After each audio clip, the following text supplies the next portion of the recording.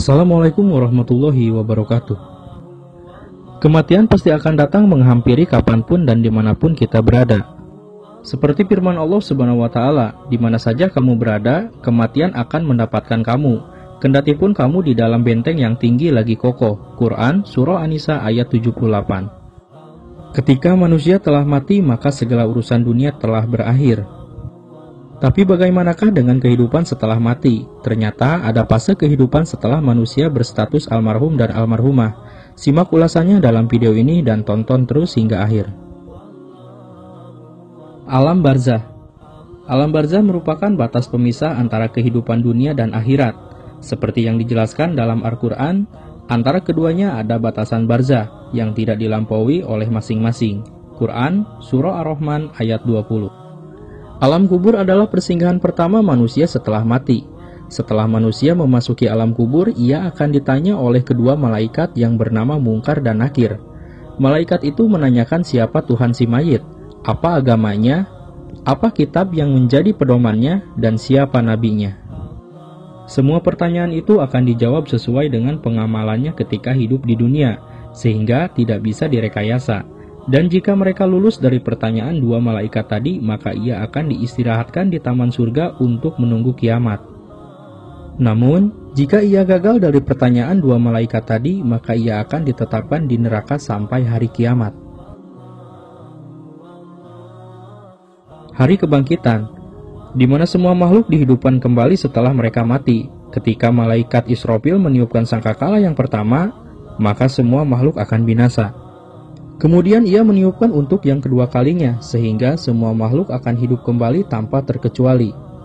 Seperti firman Allah Subhanahu wa Ta'ala, dan ditiuplah sangkakala, maka matilah siapa yang di langit dan di bumi, kecuali siapa yang dikehendaki Allah. Kemudian ditiup sangkakala itu sekali lagi, maka tiba-tiba mereka berdiri menunggu putusannya masing-masing. Quran Surat Az-Zumar ayat 68. Setelah itu ruh-ruh kembali menuju jasadnya dan manusia akan berdiri menghadap Allah Subhanahu wa Ta'ala. Pengiringan ke padang mahsyar. Setelah dibangkitkannya semua makhluk, tanpa terkecuali pada hari akhir termasuk dari golongan jin, manusia, dan hewan, berkumpullah mereka di suatu tempat yang luas yaitu padang mahsyar. Di tempat ini semua makhluk dari bumi dan langit lapisan ketujuh akan diadili, seperti yang dijelaskan dalam firman Allah Subhanahu wa Ta'ala, yaitu pada hari ketika bumi diganti dengan bumi yang lain, dan demikian pula langit. Dan mereka semuanya di padang mahsyar berkumpul menghadap kehadirat Allah yang Maha Esa lagi Maha Perkasa. Quran Surah Ibrahim ayat 48. Penimbangan amal baik dan buruk. Yaumul Mizan adalah hari timbangan amal manusia, di mana setiap amal manusia akan ditimbang agar diketahui secara pasti dan yakin tentang amal baik dan amal buruknya. Penimbangan ini dilakukan dengan seadil-adilnya, tanpa ditambah ataupun dikurangi sedikit pun.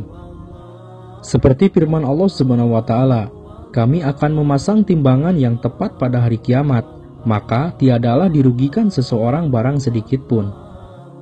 Dan jika amalannya itu hanya seberat biji sawi pun, kami pasti mendatangkan pahalanya, dan cukuplah kami sebagai pembuat perhitungan. Quran Surah Al-Anbiya ayat 47. Yaumul Hisab. Hari perhitungan semua amal perbuatan baik maupun buruk manusia selama hidup di dunia. Sekalipun sebesar zarah, amalan manusia tidak akan lepas dari perhitungan Allah Subhanahu wa Ta'ala. Seperti yang dijelaskan dalam firman-Nya, sungguh kepada kamilah mereka kembali. Kemudian, sesungguhnya kewajiban kamilah membuat perhitungan atas mereka. Quran Surah Al-Ghasyiyah ayat 25 hingga 26. Rasulullah Shallallahu Alaihi Wasallam sering berdoa di dalam sholat dengan mengucapkan, Allahumma hasbini hisaban yasiro, ya Allah, hisablah diriku dengan hisab yang mudah.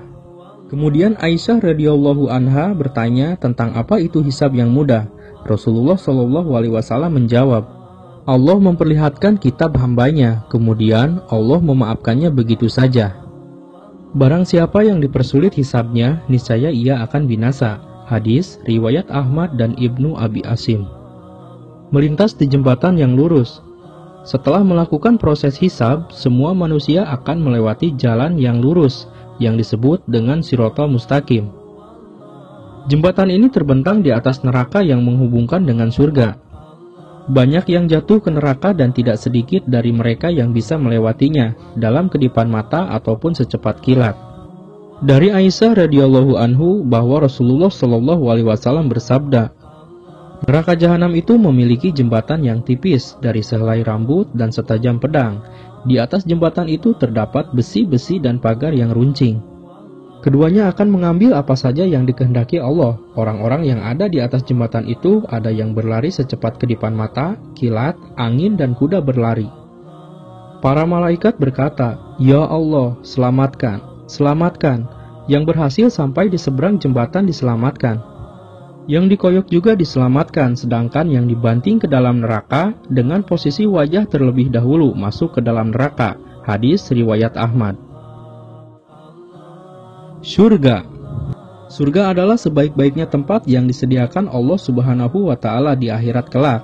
Tempat ini disiapkan untuk orang-orang yang beriman dan beramal salih. Seperti yang dijelaskan dalam firman-Nya, orang-orang yang beriman dan beramal salih, bagi mereka kebahagiaan dan tempat kembali yang baik. Quran, Surah Ar-Ra'd ayat 29. Ketakwaan seseorang juga akan menghantarkannya ke surga, seperti dalam firman Allah Subhanahu wa Ta'ala, sesungguhnya orang-orang yang bertakwa itu berada dalam surga dan taman-taman, dan di dekat mata air yang mengalir. Quran, Surah Al-Hijr ayat 45. Di dalam surga terdapat banyak kenikmatan yang telah dipersiapkan oleh Allah Subhanahu wa Ta'ala untuk para umatnya. Neraka. Mendengar kata neraka pasti membuat kita merinding dan takut. Neraka adalah tempat yang disiapkan Allah untuk orang-orang kafir, orang-orang yang mendustakan Rasul-Nya, serta orang-orang yang melanggar syariat-Nya. Masuk ke dalam neraka adalah sebuah kehinaan, karena neraka ini adalah tempat yang paling buruk di akhirat kelak. Seperti yang dijelaskan dalam Al-Quran, sesungguhnya neraka jahanam itu seburuk-buruknya tempat menetap dan tempat kediaman. Quran, Surah Al-Furqan ayat 66. Di dalam neraka penuh dengan siksaan dan penderitaan atas perbuatan yang dilakukan selama hidup. Seperti firman Allah Subhanahu wa Ta'ala, maka adapun orang-orang yang sengsara, maka tempatnya di dalam neraka. Di sana mereka mengeluarkan dan menarik napas dengan merintih. Mereka kekal di dalamnya selama ada langit dan bumi, kecuali jika Tuhanmu menghendaki yang lain. Sungguh Tuhanmu maha pelaksana terhadap apa yang Dia kehendaki. Quran, Surah Hud ayat 106 hingga 107.